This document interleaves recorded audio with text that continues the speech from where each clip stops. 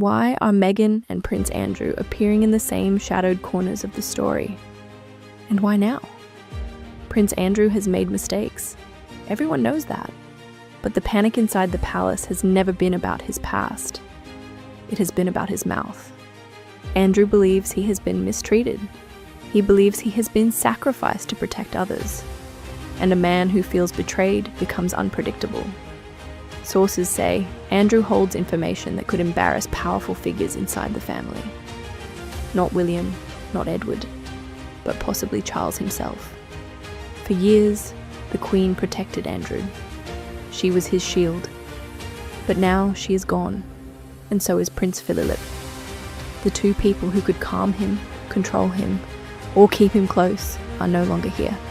The palace fears revenge, they fear humiliation, they fear Andrew deciding that if he goes down, someone else is going with him, and that is why the system has shifted. His titles paused, his role removed, his home threatened. It is not punishment, it is containment. Because the most dangerous person is not the guilty one. It is the one who knows things. When quiet pressure doesn't work, stronger tools appear. And in Andrew's case, the strongest tool isn't aimed at him. It's aimed at his daughters. Princess Beatrice and Princess Eugenie are his weak spot.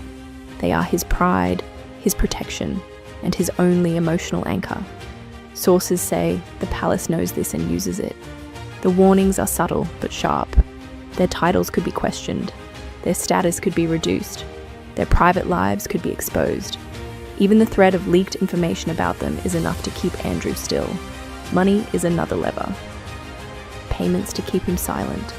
Negotiations, promises, withdrawals, and finally the threat of exile. Just like the Duke of Windsor before him, the aim is not to punish. The aim is to prevent him from writing, prevent him from speaking, prevent him from becoming dangerous. And now that new receipts are being whispered into the light, the pressure is only growing. If there is one thing Prince Andrew still cares about, it is his daughters. Beatrice and Eugenie are often painted as innocent, quiet, and untouched by the storms around their father. But according to Andrew Lowe's research, that picture is not true. Behind the scenes, the two women are more involved than the public has been led to believe, and that is exactly why they have become the palace's most effective weapon. For years, a polished image has been pushed. The good daughters, the beautiful nieces, the victims of their parents' mistakes.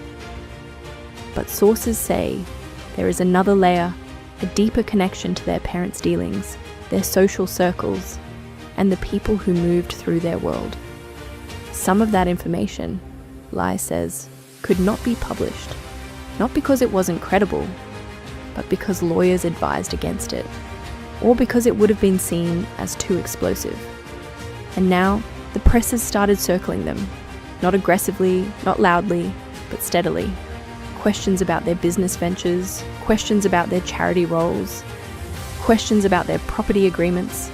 The palace, by delaying consequences for Andrew, has opened the door for curiosity to spread. The daughters are no longer shielded, and Andrew knows it. The more they become part of the story, the more control the palace has over him. Because a man may risk his own reputation, but he will not risk his children. To understand how Andrew entered the world that eventually destroyed him, you have to look at Sarah Ferguson.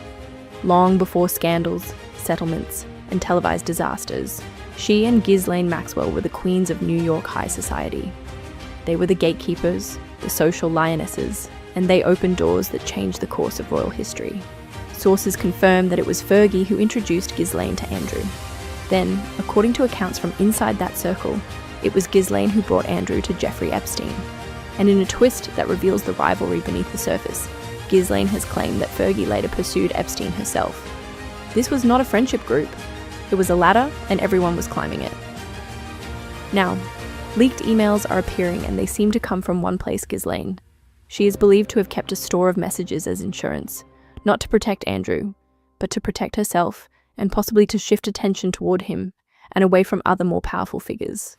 Fergie, meanwhile, has acted like she enjoys the chaos. The attention energizes her. The drama keeps her relevant. Even claims of breakdown sources suggest maybe nothing more than strategy, a way to play victim and regain sympathy. And in another curious detail, when Andrew Lowy approached her to offer a chance to speak, to cooperate, to shape her narrative, she refused and even instructed others not to talk. That decision freed him to publish everything he could legally print. If she had cooperated, pieces might have been softened. Instead, she shut the door and the story opened wider. While some scandals rely on whispers, this part of the story sits on hard facts.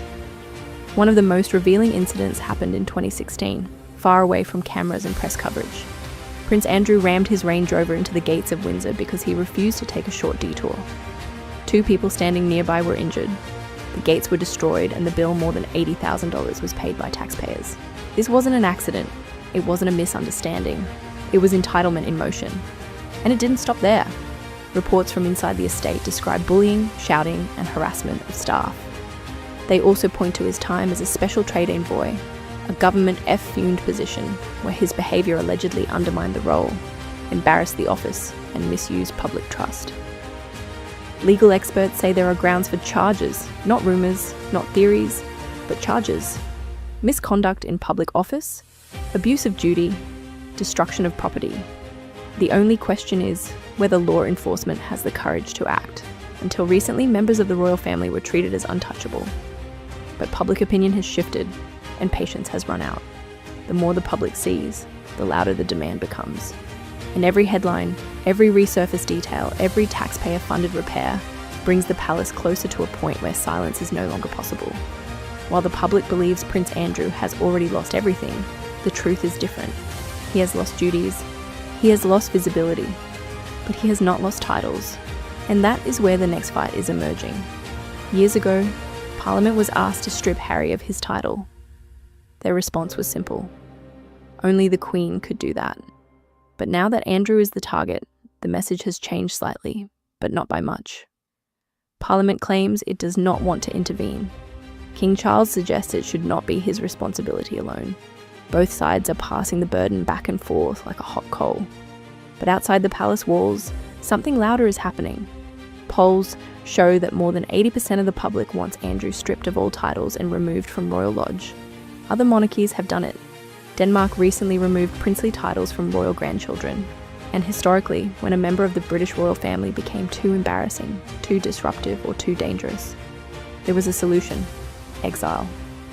That is what happened to the Duke of Windsor, who was sent abroad, far from influence, far from cameras, far from power. Now, the same whispers are forming around Andrew. Some say Spain, some say Switzerland, some say the Middle East, and some say the decision has already been made, and the delay is simply about negotiating money, protection for the daughters, and a quiet exit that doesn't look like punishment. This part of the story isn't about confirmed wrongdoing. It isn't about guilt or scandal. It's about proximity, circles, access, and timing, all of which point to a connection that many people never noticed. Long before Meghan Markle entered the royal family, she moved in the same social spaces as Beatrice and Eugenie. The same friends, the same stylist, the same parties, the same New York connections. There are photos posted at the same time from the same places. There are travel overlaps. There are shared relationships. Then, there is the wedding in Jamaica, Tom Insk's wedding, where Meghan arrived by private plane allegedly linked to billionaire Ron Burkell. While Harry flew economy, Fergie and Eugenie were there. Andrew was believed to be nearby. Yet later, Fergie publicly claimed she had never met Meghan until the royal wedding. That statement does not match the timeline. And then, a separate source claimed that Meghan was once seen with Andrew at a Toronto hotel years earlier, not staying overnight, but present. These pieces do not prove conspiracy, but they raise questions about familiarity, about introductions, and about why certain people pretend not to have known each other. Andrew Lowry himself acknowledges these overlaps and says more work is being done to connect the dots, especially because these circles run through Soho House, Burkle, and individuals who appear again and again in all their worlds. We are now standing at the edge of a story that is not finished, a story that is only beginning to break open. The leaked emails we have seen so far are only fragments. There are thousands more locked away, held as insurance, waiting for the right moment. Some say they came from Ghislaine Maxwell. Some say they are meant to distract the world from even bigger names, powerful people who once moved inside Epstein's circle like planets around a sun. Meanwhile, Andrew is being cornered. His home may be taken, his titles may be stripped, his daughters may be exposed. And the royal family is desperately trying to keep the walls from cracking, because if Andrew speaks, truly speaks, the story will not stop with him. It will move upward, outward, and sideways. William is tightening the net. Charles is avoiding the decision. Parliament is waiting for instruction. The public is losing patience. And in the middle of it all, new receipts appear, connecting names, timelines, meetings, flights, and friendships that were never meant to overlap. Meghan's path, the York sisters' social world, Fergie's introductions, Andrew's downfall, Harry's legal threats. It feels like separate pieces until they are placed on the table together,